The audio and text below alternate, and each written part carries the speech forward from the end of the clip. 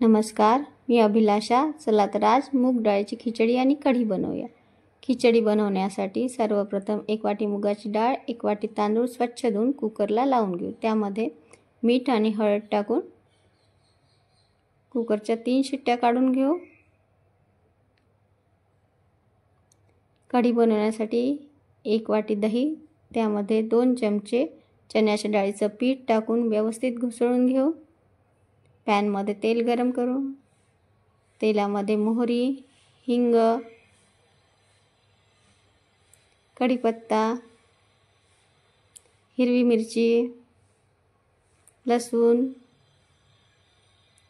ही फोडणी व्यवस्थित करून त्यामध्ये हळद,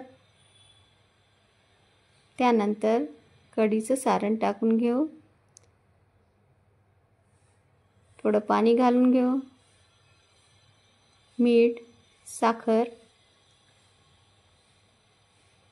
आणि कसुरी मेथी आणि कढीला 2-3 उकळ्या काढून घेऊ. बघा तर छान कढी खिचडी तयार.